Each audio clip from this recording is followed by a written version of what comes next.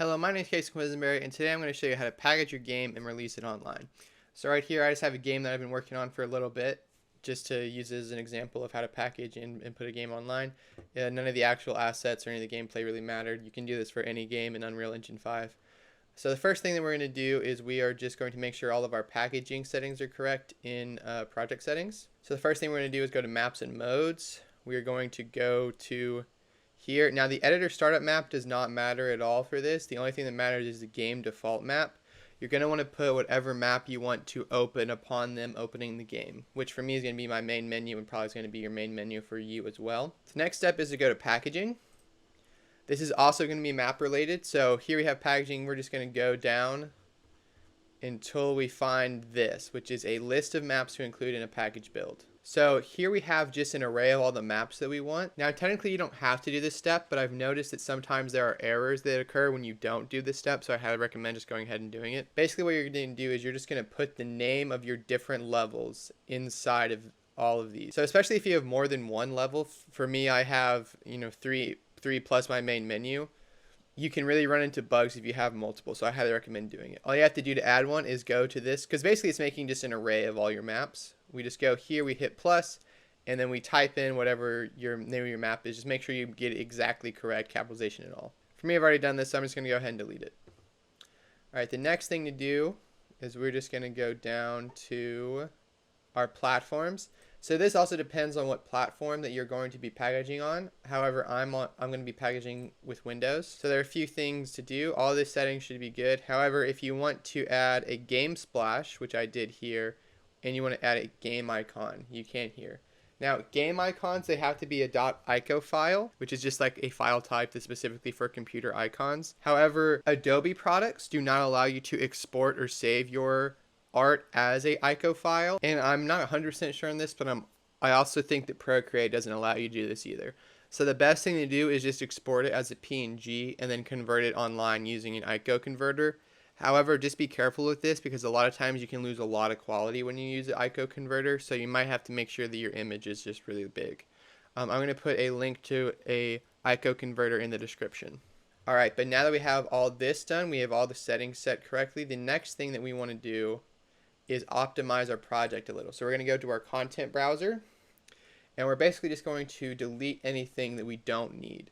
So for example, for me, I don't really need a bunch of the stuff that's in the starter content. Like I don't need this HDRI, so I'm just going to delete it. And you're going to get a bunch of stuff like this. It's basically just like there's some fake maps that I also need to delete. If you're deleting, just double check that you don't need it. So like it'll tell you, it'll bring up that folder of like, are you sure you want to delete this? And if it's in a blueprint that you actually need, make sure that you don't delete it. But real quick, I'm just going to delete a bunch of stuff. Make sure you also do this with all of the assets that you've imported yourself. So if you have like a proxy asset or a proxy UI model or something like that, make sure you go ahead and delete it. Just making sure that your package doesn't include a bunch of information that it doesn't need is a good way to make sure that the download is as small as possible, and just is it like good practice to make sure that your game is fully optimized. Alright, but now that we have the game fully optimized, we're just going to save everything, and then we're going to actually start to package the project. So we're going to build. So the first thing that we're going to want to do is select our lighting quality. So I'm going to change this to high. You can change it to whatever you want. You're just going to make sure that it's not on preview, because tiny little lettering that says preview will be all over your lighting renders, which obviously doesn't look very good. Production is usually you need to have very, very optimized lighting for it. So I recommend that you just used high, because it'll do a very good quality for your very high quality lighting. If you package it and find that that's a little too expensive, you find that there's a bunch of lags because of the way that your lighting is set up, you can just go ahead and switch to medium. The difference between preview and minimum isn't too big, so it'll probably look more like your lighting that you actually set up in the preview setting. We're going to switch this to high. We are then going to build all levels. This is basically just going to get all the data from every single one of your levels and just make sure that everything's working. So this might take a little bit, maybe like 5 minutes. If it's anything over 10 minutes, you might want to just go ahead and stop it, because there's probably an issue. I will talk to you when this is done. Alright, so now that it's finished building, we're basically good to go for packaging. Now, if you hit the build button, you might notice that there's a bunch more things down here that you can actually do to build. But basically, when we build all levels, it's going to do basically all of these for every single level that you had. So if you looked at the screen, you probably saw that at some points it was saying building texture streaming, and some point it was saying, building geometry, building lighting. That's because it's basically doing this entire menu, but just up here. And this is a new system for Unreal 5. It allows you to save a lot of time. Instead of having to click through each one of these individually on every single map, you can just do it right here. Alright, so now we are going to package the project. So again, I'm going to be packaging for Windows, but if you're doing it for a different platform, you can of course, do it for that one. So I like to have this checked just because I think it makes the build a lot... Usually it makes it to where the build is less likely to mess up when you have enabled cooking on the fly on. So then we're going to go to Windows. You're going to want to make sure that you're using the project setting, which is shipping, or if not, you're going to want to change it to shipping. And then from there, we are just going to package the project. So, okay, and it's just going to let you pick the destination. For me, I'm just going to go ahead and put it in my downloads, but with a new folder. So I'm going to select that folder, and now it is going to package. And this again is dependent on how good your computer is and how optimized your game is for how long this is going to take. I've had builds that take 5 minutes. I've also had a build that's taken 110 minutes. So it's really just a waiting game at this point. You can also get this output log. This is just going to tell you, sort of everything that's going on. I would recommend having this open just in case there are any huge errors. Like if things just start to go red, you can see what's going on. It'll also show you warnings. So if there's warnings, most of them you can be ignored, but if you're having an issue with your build, I suggest looking over the warnings and the errors. And you can just sort of look at what's happening behind the scenes here. Okay, so the game finally finished packaging. It took about 45 minutes, but now we're ready to go. So it'll go to the file destination where you told it to put it, and you'll find a folder that has whatever type of output you're putting. So again, I use Windows, so I'm getting a Windows folder. I open it up and I get all this information. So this is going to be the most important file. This is actually the application that the game is. Now what's important to note is that it will name this application the name of the Unreal file you had. So if you want it to be a different name, you should go ahead and rename it right now. So this project I call The Wicked, so I'm just going to rename it The Wicked. You could also do the same thing for this folder if you want it to be, you can change it to the name of the game or something, or change it to something else besides Windows. But for me, I'm just going to keep to Windows. And this is the point where we actually start to upload it to the internet. So I'm going to upload it to a website called itch.io, which is a platform that allows you to share games. However, the first thing that I'm going to do is I'm going to zip the project. This is going to make it to where it's easier to upload. And the way we do that is just to right click the file, and there'll be a little thing that says compress to zip file. You're going to hit this button. And it's going to take a little bit to compress. Shouldn't take that long. And there we have our zipped game file. Now, let's go ahead and rename this zip. Renaming this will not rename the folder inside of it. So I'm just going to call this The Wicked again. Again, put whatever the name of your game is there. And now let's actually upload it. Okay, so here we are at itch.io. Now, if you don't have an account, all you're going to do is register. You're going to put in some sort of username, a password, and then your email. And then make sure that you click this. It says you're interested in distributing content on Itch.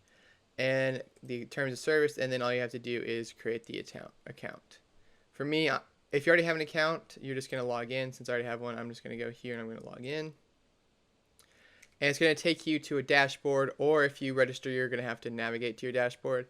Here it's going to show you basically everything you've ever uploaded. So here I have everything right here. So the next thing to do is just create new project. You are then going to fill out a bunch of information, such as the title. Then we also have a description. We also have what sort of genre it is. We have what kind of project it is. Make sure that you have it as a downloadable if it is that. And then you can have a little release statement here. You can put a development, canceled, prototype, release, and it'll put it in different categories. You can, right here, you can select if it is, for free, and if there's a recommended donation, or if you want it to be paid, or if you want there to be no payments at all. You don't want to have it to where there's any donations. You can then, all you have to do is go here to upload files, and it'll pull up your browser, and then you just select your zip folder. And then it's simply going to upload your zip file right there. And if you have multiple files, you can of course upload multiple things, but you mainly just want to have one probably. You then have a detailed description where you can fill out exactly what your game's about and what's inside of your game and stuff like that. You can also put the controls if you need to. We then have the genres. So right here you can select, what kind of genres you have. And then we have tags. So if your game doesn't fall inside one of the traditional genres, or if your game has additional genres or additional tags, such as like the art style and stuff like that, you can then change it to here. You can also add store links, so if it's also on something like Steam or Apple or Google Play, you can add that as well. Here, this just allows you to change what your item is referred to. So right now it'll be referred to as a game, but say it's like a training simulation or like a VR game, you could change it to be something else as well. And then here we have just like how to download it. You probably don't need to put anything unless it's something you need to do something specific, but you can write down how to download it right here. And then this allows you to have comments. So if you want, when you post the game, you can have it to where there are comments, and you can see if it's, a discussion board, which is more like threads with categories and stuff like that, or if it's just like comments, such as a YouTube video where they're just all there, or you can have it to where there are no comments. And then this just gives us the visibility. So you can either have it as drafts, so only those who can edit the project can view it, or you can have it restricted where only certain people can view it. You cannot set it to public right now, but we'll do that later. And on the side here, you can upload a cover image. This is just going to be an image that appears at the top of your screen. You can also upload a gameplay video or trailer that you can put right here if it's a YouTube video or Vimeo. You can also add screenshots to the game that will show up on the sidebar of your page. So I'm just going to go ahead and fill out all this information, and you can go ahead and do that as well. So now that we have everything filled out here, all we have to do is go down here and hit save, and then we view the page, and then it's going to pop up this little screen, but this is going to be the default screen, the default way that these are set up. So don't worry, you can customize it to look a lot different than this. So all you have to do is go here, edit theme. So as you can see, this is all the background. We can change that to be whatever we want, any single color we want right here. We can, of course, also change this background as well to anything we want. We can change the text, and we can change the color of our links. And then there is also more options. So we can change the color of the headers themselves, and we can change the color of the buttons. We can also make this background slightly transparent or just invisible. Next is we have a variety of fonts. You can also add your own Google Fonts here, but we have a bunch of fonts that we can change things to. We can also change the size of the font to get it to be however we want. We have more options. We can make it to where the headers are different fonts than the actual text itself. And as you can see here, there are auto screenshots here, but we can also, customize it a bit more. We can take off the photos if we want. So here we have that. And we can also upload a banner and background. So this will just be a photo that you can upload. So we do that, and as you can see, the picture will be up here, and you can customize it to be however you want. You can align it in a certain way. And then I'm just going to remove it for now. And then you can, of course, also add a background image. So if you want the image to be behind, you can do it like that. As you can see right now, it's repeating. You can change that and make it to where they repeat in a certain way, or they do not repeat at all. And you can, change the position of it and everything like that. All right, so that's everything that you can do, and I'm going to customize mine real quick, and we'll talk about what to do next in a second. And now that is saved. However, there's one step. You see up here, we are still at a draft. So if we go to edit game, we go down here, you see there are several options. So draft is basically only people who have access to your account can see it. Restricted is you can send it to other people and they'll be able to open it. It's sort of like an unlisted YouTube video. So restricted is actually very good if you want to play test your game and there's someone who lives across the country or lives in an area that you don't live in. You can just set it to restricted, upload it on itch, and then just send them the link. They'll be able to open it. You can also add a password, so you would just click here and then type whatever the password you would want to be, and that way only people that have the link and have a password can open it if you're really protective of your stuff or whatever. And then for us, what we're going to do is we're going to change this to public, and there's also some more settings here, but you can just leave them as the default and it should be okay. And then save. And then view your page. And then now all this information is public, so if we go to another itch page over here and we log out and we look for the game, we can see that it is public and it's right here. Now if we go back here and you think after a while that you want to edit it, don't worry, you can go back and you can edit the theme. You can also edit the game by going to edit game right here, and you can change any information that you want inside this area. And then if anyone who wants to play it can just go down here. They can just hit this. They can add a donation if they want, but they could also just do this, depending on what your settings are. And then if you just download it, that's where your little download instructions will pick up. It'll send the game to their downloads. And then all I have to do is unzip the game, and they'll get the information that we had from the beginning, and they'll have the game that they can open up right here. And you can also, if you right click this, you can also create it as a shortcut. You hit show more options, you can then create shortcut, and then that'll give you a little desktop shortcut to your game. But from there, you can open the game, make sure it's working and all that good stuff. But that should be all you need to do to upload your game to the internet.